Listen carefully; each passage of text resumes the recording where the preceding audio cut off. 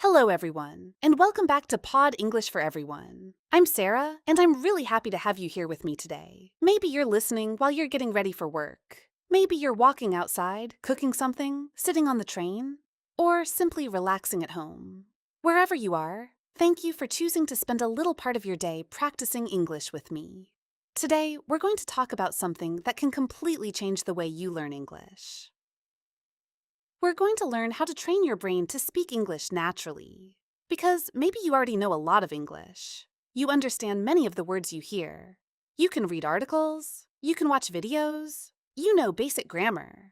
And when someone speaks slowly, you probably understand quite a lot. But then, someone asks you a question. And suddenly, nothing. You know what you want to say. You can almost feel the answer somewhere inside your mind. But the words don't come quickly enough. You hesitate, you search for vocabulary, you begin creating the sentence in your own language. Then you translate it into English. Then you wonder if the grammar is correct.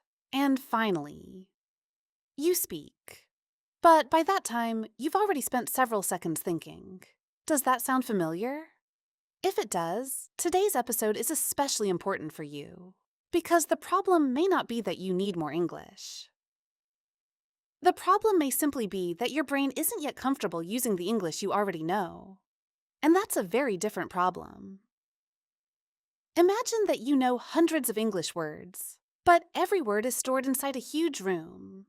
When you want to speak, your brain has to enter that room, search through hundreds of boxes, find the correct word, check the grammar, and then bring everything back to you.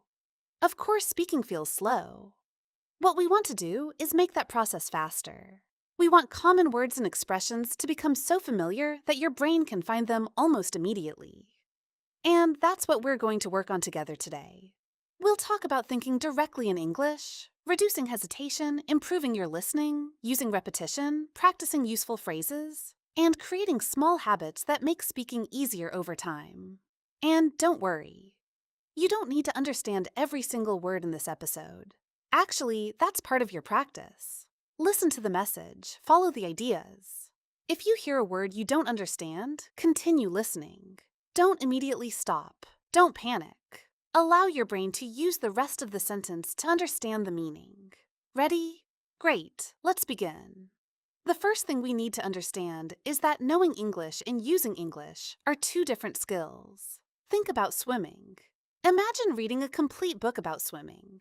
You learn how to move your arms. You learn how to move your legs. You understand how breathing works. You watch professional swimmers for hours. You know everything about the technique. Then, one day, somebody puts you in a swimming pool. Can you immediately swim perfectly? Probably not. Because understanding an activity and performing that activity are different things. English works in a similar way. You can study grammar for years. You can memorize vocabulary. You can watch hundreds of lessons. All of those things can help you. But speaking requires something else. Speaking requires your brain to produce language in real time. There is no pause button in a normal conversation. Someone asks, "What did you do this weekend?" And your brain needs to respond.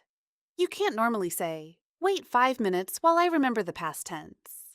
You need access to the English you already know. That's why speaking needs practice. And one of the first things you can practice is removing unnecessary translation. Many learners have developed a habit that looks something like this. First, they have an idea in their native language. Then they search for the English vocabulary. Then they change the sentence structure. Then they check the grammar. Then they speak. That's a lot of work for one simple sentence. Imagine somebody asks, "Are you hungry?" Your answer could simply be, "Yes, a little." But if your brain first translates the question, creates an answer in your native language, translates the answer back into English, and checks the grammar, a very easy conversation suddenly becomes complicated. So how can we change this? We start small. Very small. Don't try to think about philosophy in English tomorrow morning. Start with your environment. Look around you. What can you see? Maybe you can say, "The window is open. My phone is on the table. It's sunny outside. I'm sitting on the sofa. I need some water." That's enough. You are teaching your brain to connect a real situation directly to English. Object, idea. English. No translation in the middle. You can do the same thing while you're walking. Look around and create simple thoughts. There's a red car. That restaurant looks busy. A man is walking his dog. It's colder than yesterday. I think it's going to rain. Nobody needs to hear you. This exercise can happen completely inside your mind. But if you're somewhere private, try saying some of the sentences out loud. Why?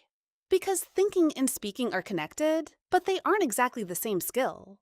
Your brain may know the sentence, but your mouth also needs practice producing it. Here's another simple exercise. Narrate your routine. Imagine you're preparing breakfast. You could say, I'm opening the refrigerator. I need some milk. I'm making coffee. I'm cutting some fruit. I'll eat first and take a shower later. Again, these sentences aren't impressive. And that's exactly the point. You don't need impressive English. You need usable English. Fluency grows from simple language that becomes automatic. Later, you can make those thoughts more detailed. Instead of, I'm drinking coffee, you might think, I'm drinking coffee because I didn't sleep very well last night. Then later, I'm drinking coffee because I didn't sleep very well last night, and I have a busy morning ahead of me. Notice what happened. We started with a very simple sentence and slowly expanded it. This is a much more natural way to train your brain than trying to create complicated sentences immediately. And there's another important habit that can help you enormously. Learn groups of words, not only individual words. Let's say you learn the word opinion. That's useful. But in a real conversation, you're probably not going to say opinion. You might say, in my opinion, or what's your opinion, or I'd like to hear your opinion. Those complete expressions are much more useful because your brain can retrieve them as one unit. The same is true for hundreds of everyday expressions. To be honest, I'm not sure. That makes sense. I don't really know. Let me think. I completely agree. It depends. That's a good question. When these phrases become familiar, you don't need to build every sentence from zero. You already have small pieces of English ready to use. Think of them like building blocks. If you have enough useful blocks, speaking becomes faster because you're combining familiar pieces instead of constructing every sentence word by word. And this is where listening becomes extremely important. When you listen to natural English regularly, you hear these patterns again and again. Your brain begins noticing how words naturally stay together. You stop hearing only vocabulary, and you begin hearing language. That's a big change. For example, maybe you've learned the word depends, but after listening to enough English, you begin hearing, it depends on, again and again. Eventually, you don't need to think about the structure. Someone asks, is English difficult? And you naturally respond, it depends on how you study. That's what we're trying to build. Not perfect English, not complicated English, automatic English. And the best part is that you can start training this today, not next month. Not when your vocabulary is bigger, not when your grammar is perfect. Today. Use the English you already have. Think simple thoughts. Describe your environment. Repeat useful phrases. Speak to yourself. Listen carefully to how English sentences are formed. Because every time you do this, you're teaching your brain a new lesson. English isn't only something I understand. English is something I can use. And once your brain begins to understand that difference, speaking starts to change. Now that we've talked about thinking directly in English, let's focus on another problem that many learners experience. Speaking without stopping all the time. Maybe you know exactly what you want to say. You begin your sentence, and suddenly you can't remember one word. Then your brain starts searching. What's the word? Is my grammar correct? Am I using the right tense? And while you're thinking about all of this, the conversation stops. So here's something important to remember. Fluency doesn't mean speaking extremely fast. Fluency means being able to keep communicating even when your English isn't perfect. And one of the best ways to do that is to stop searching for the perfect word. Imagine you're speaking with someone and you forget the word refrigerator. You could stop and search your memory. Or you could simply say, the thing in the kitchen that keeps food cold. The other person will probably understand immediately. Maybe they'll say, oh, the refrigerator? And you can answer, yes, exactly. You kept the conversation moving. This is a very important skill. If you forget a word, describe it. If you forget the word umbrella, you could say, the thing you use when it rains. If you forget dentist, you could say, the person who takes care of your teeth. If you forget stairs, you might say, the steps you used to go upstairs. The sentence doesn't need to be perfect. Your goal is communication. Think about driving somewhere. If one road is closed, you don't stop your journey. You find another road. Do the same thing with English. Another useful technique is learning expressions that give you a little time to think. Native speakers don't always answer immediately either. They use expressions like, well, let me think. That's a good question. Actually, I'm not really sure, but these phrases allow you to continue speaking while your brain prepares the next idea. Imagine someone asks, where would you like to travel? Instead of becoming completely silent, you could say, that's a good question. I'd really like to visit Japan one day. Or someone asks, did you enjoy the movie? You could answer, well, I liked most of it, but the ending was a little strange. You still needed time. But the conversation continued naturally. Remember, the goal isn't speed, the goal is flow. Now, let's look at a simple exercise that can help you develop the skill. It's called the 1-minute challenge. Choose an easy topic. Your favorite food, your hometown, your weekend, your job, a movie you enjoyed, your plans for tomorrow. Then set a timer for 1 minute and speak. There's only one important rule. Try not to stop. If you make a mistake, continue. If you forget a word, describe it. If your sentence isn't perfect, that's okay. Keep your ideas moving. For example, today I'm going to talk about my favorite food. I really like Italian food, especially pasta. I sometimes cook pasta at home because it's easy and there are many different recipes. Nothing complicated, but you're training your brain to produce English continuously. If 1 minute feels difficult, start with 30 seconds. After a few days, try 45 seconds. Then 1 minute. Later, maybe 90 seconds. You're not testing yourself. You're training yourself. Another excellent exercise is retelling. Listen to a short English story or conversation. Then turn it off and explain what happened using your own words. Imagine you hear, Daniel woke up late and missed his bus, so he had to walk to work.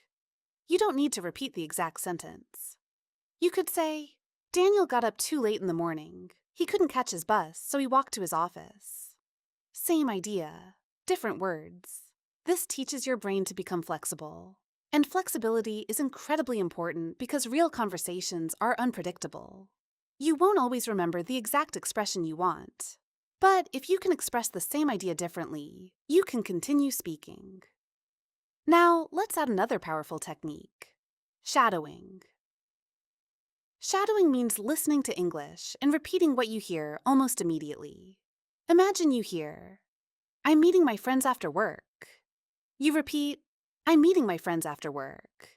But don't only copy the words. Try to copy the rhythm, the pronunciation, the pauses, the energy of the sentence. Start with short, clear audio. Listen to one sentence. Repeat it. Listen again. Repeat again. 5 minutes is enough. Over time, your mouth becomes more comfortable producing common English patterns. Instead of building every sentence word by word, some expressions begin to come naturally. Before we continue, if you're enjoying today's episode, please like the video and subscribe to Pod English for Everyone. It really helps support the channel and allows us to keep creating more English practice for you. And I'd love to know, what should our next podcast be about? Pronunciation? Travel English? Vocabulary? English for work? Everyday conversations? Write your idea in the comments below. Your suggestion might become one of our next episodes. All right. Let's continue. There's one more exercise you can practice almost anywhere. Imagine conversations before they happen. Suppose you're going to a cafe tomorrow. Imagine walking inside. The person asks, Hi, what can I get for you? You answer, Could I have a coffee, please? Would you like milk? Yes, please. Anything else? No, that's everything. Thank you. You just practiced a real situation without needing another person. You can do this with restaurants, hotels, airports, shops, work meetings, or meeting someone new. Your brain gets to experience the situation before it happens. Then, when a similar conversation happens in real life, it doesn't feel completely unfamiliar. And that's the lesson I want you to remember. You don't need to wait for an English-speaking friend to practice. You can speak to yourself. You can retell stories. You can shadow sentences. You can imagine conversations. You can describe words you forget. Every time you do this, you're teaching your brain to keep English moving. And little by little, you stop being someone who only understands English and start becoming someone who can use it naturally. Now that we've learned how to keep speaking when a word is missing, let's focus on another important skill: responding more naturally and with less hesitation. Many learners believe they need to speak faster, but speaking quickly isn't the real goal. What we want is to reduce the amount of time your brain needs to turn an idea into English. Imagine someone asks, "What did you do yesterday?" You understand the question. You know the answer. But then your brain starts checking everything. Yesterday means past tense. Should I say went or gone? What's the correct word? Is this sentence grammatically correct? Suddenly, a simple conversation feels like an exam. But conversations aren't exams. The person isn't waiting to give you a grammar score. They simply want to know what you did yesterday. So you could say, "I worked most of the day, and then I had dinner with a friend." Simple, clear, natural. This is why you need to learn to trust simple English. You don't need impressive vocabulary in every sentence.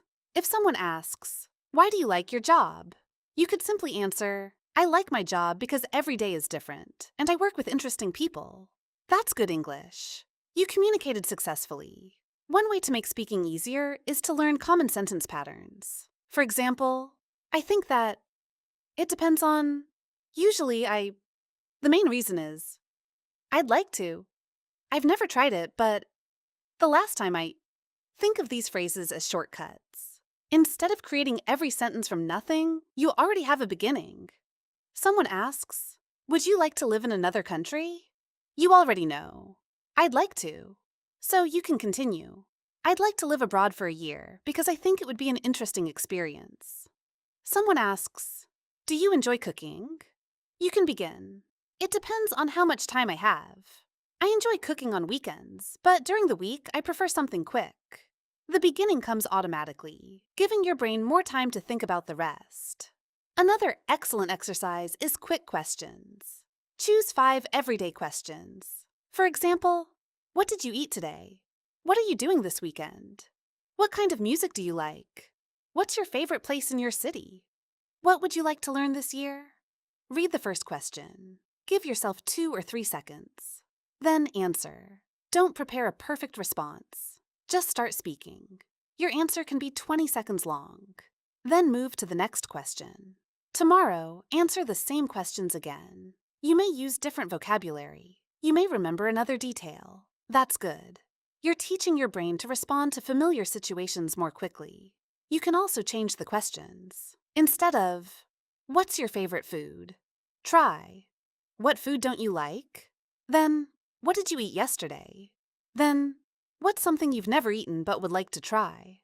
Now, one simple topic gives you several opportunities to speak. This helps you become flexible. And flexibility is extremely useful in real conversations because you can never predict exactly what another person will ask. Another skill you can practice is telling simple stories. We tell stories all the time. Someone asks, "How was your weekend?" That's an invitation to tell a story. Someone asks, "Why were you late?" Another story. "How did you meet your best friend?" Again, a story. You don't need complicated vocabulary to tell a good story. Use a simple structure. First, explain the situation. Then say what happened. Finally, explain the result. Imagine you missed your train. You could say, "Yesterday, I was going to visit my sister. I arrived at the station too late, and my train was already leaving, so I had to wait 40 minutes for the next one." That's enough.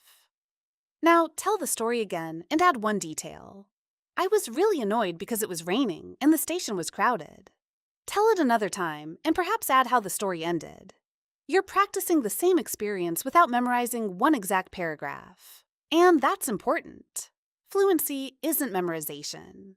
It's being able to express the same idea in different ways. Now, let's return to vocabulary for a moment. Instead of trying to learn 50 new words this week, Choose 5 expressions that you could actually use. Maybe, I'm looking forward to, I haven't decided yet. I'm used to, as far as I know. It depends. Then create real situations for them. Are you going out tonight? I haven't decided yet. Are you excited about your vacation? Yes, I'm really looking forward to it. Is waking up early difficult? Not anymore. I'm used to it. Now you're not simply recognizing vocabulary, you're producing it. The expressions are becoming part of your active English. And this connects directly to listening. When you listen to English, try to notice complete patterns, not only individual words. Maybe you hear, I haven't seen her in a long time. Listen to the whole sentence. Repeat it. Then change one part. I haven't visited London in a long time. Then, I haven't played tennis in a long time. Then, I haven't watched that movie in a long time. You're taking one useful pattern and creating several new sentences from it. That's a very powerful way to turn listening into speaking practice. And here's something that many learners forget. Practice doesn't always need to be difficult. Easy English can be extremely useful. Professional musicians repeat simple movements. Athletes practice basic techniques again and again. Why? Because repetition creates automatic reactions. English works the same way. Practice introducing yourself. Practice talking about your hobbies. Practice ordering food. Practice explaining your weekend. Practice asking basic questions. Maybe you already know how to do these things. Good. Now make them easier. Make them faster. Make them more natural. That's how confidence develops. Not because you suddenly tell yourself, I'm confident now. Confidence grows from experience. You answer a question successfully. Your brain learns, I can do this. You forget a word but explain it differently. Your brain learns, I don't need to panic. You make a grammar mistake and the other person still understands you. Your brain learns, mistakes don't destroy conversations. And slowly, the pressure becomes smaller. When the pressure becomes smaller, your brain can work more freely. Words become easier to find. Your responses become smoother. And speaking becomes more enjoyable. So tonight, instead of asking, how many English words did I learn today? Try asking, how much English did I actually use today? Maybe you spoke for 1 minute.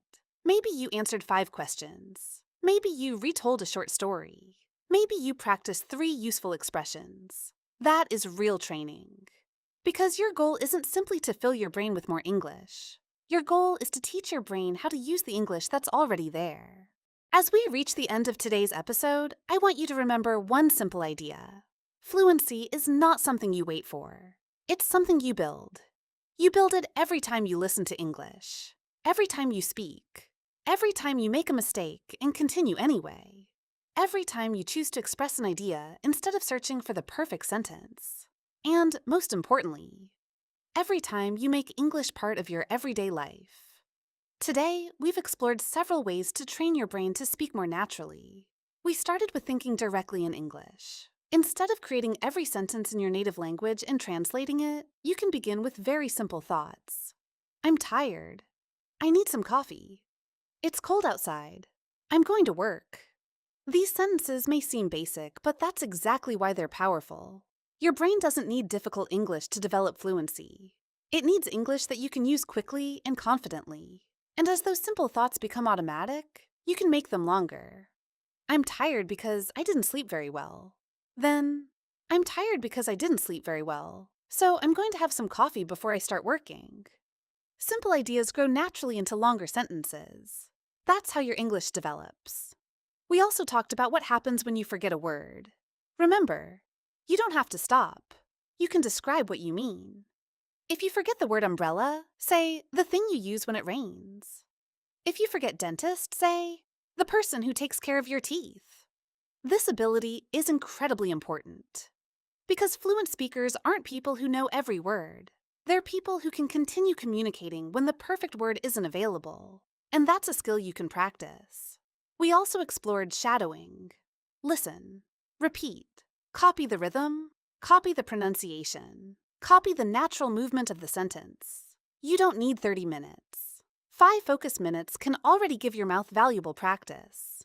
Then, we talked about answering questions quickly. Not perfectly. Quickly. If someone asks, "What did you do yesterday?" Don't spend 20 seconds creating the most impressive answer possible. Start simple. "I worked during the day, and then I met a friend in the evening." Once you've started speaking, you can add more information. The important thing is teaching your brain to trust the English it already knows. We also practice storytelling. Remember the simple structure. What was the situation? What happened? What was the result?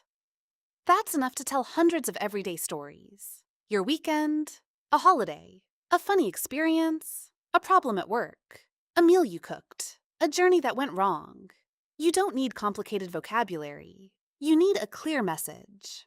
And finally, we talked about something that connects everything we've learned today: consistency. This is probably the most important part. You could practice speaking for 3 hours today, and then do nothing for the next 2 weeks. Or you could practice for 10 minutes every day. Which one do you think will help your brain more? For most learners, regular contact is much more useful. Your brain needs to meet English again and again. It needs repetition. It needs familiar situations. It needs opportunities to retrieve words and expressions from memory. That's how English becomes easier to access. So instead of creating an enormous study plan, create a routine you can actually follow. Maybe your routine looks like this: 5 minutes of listening, 2 minutes of shadowing, 1 minute of speaking, a few thoughts in English during the day. That's already valuable practice. You don't need to organize your entire life around learning English. English needs to become a small part of the life you already have. Listen while you're walking. Think in English while you're making breakfast. Describe your plans while you're getting dressed. Practice a conversation while you're driving alone. Retell your day before going to sleep. Small moments.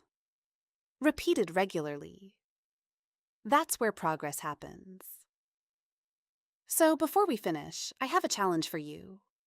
For the next 7 days, speak English for 1 minute every day. That's all. Choose a different question each day. Day 1. What did I do today? Day 2. What would I like to do this weekend? Day 3. What's something I really enjoy? Day 4. Where would I like to travel? Day 5. What's something I want to improve? And continue with your own questions. Don't write your answer first. Don't translate every sentence. Just start speaking. If you forget something, describe it. If you make a mistake, continue. If you need a moment, say, "Let me think," and keep going. At the end of the week, ask yourself, does speaking feel a little easier? Maybe you'll still make mistakes. That's okay. Maybe you'll still hesitate. That's okay too. Progress doesn't mean becoming perfect in 7 days. Progress might simply mean needing 2 seconds to find a word instead of 5. It might mean speaking for 60 seconds instead of 30. It might mean continuing after a mistake instead of stopping. Those small improvements matter. Don't ignore them. And please don't compare your progress with somebody else's. Some learners have been studying for 10 years. Others live in English-speaking countries. Some use English every day at work. Your situation is yours. The important question isn't, am I better than that person? The important question is, am I improving? If the answer is yes, keep going. And if today feels difficult, keep going anyway. There will be days when English feels easy. There will also be days when a simple word completely disappears from your mind. That's normal. One difficult conversation doesn't mean your English is getting worse. One mistake doesn't erase everything you've learned. Keep using the language. Because every conversation gives your brain experience. Every listening session strengthens familiar patterns. Every sentence you produce makes speaking a little more automatic. And eventually, something interesting happens. You answer a question without translating. You use an expression without thinking about grammar. You understand a sentence immediately. You tell a story and suddenly realize you've been speaking English for several minutes. Those moments are what you're working toward. And they don't appear because of one magical technique. They appear because you practice again and again and again. So remember, Don't wait until you're fluent to speak English. Speak English to become fluent. Use simple language. Trust what you know. Keep communicating when you make mistakes. Practice regularly. And give yourself time. Before we say goodbye, thank you so much for spending this time with me on Pod English for Everyone. I hope today's episode gave you practical ideas you can start using immediately. And more importantly, I hope it reminded you that becoming fluent doesn't require perfection. It requires practice. If you enjoyed today's podcast, don't forget to like the video and subscribe to Pod English for Everyone. And leave a comment telling me what you'd like to learn in a future episode. Your ideas help us choose the next topics for the channel. I'm Sarah, and this has been Pod English for Everyone. Keep listening, keep practicing, keep speaking. And remember, every sentence you speak is one step closer to fluency. I'll see you in the next episode. Take care, and bye for now.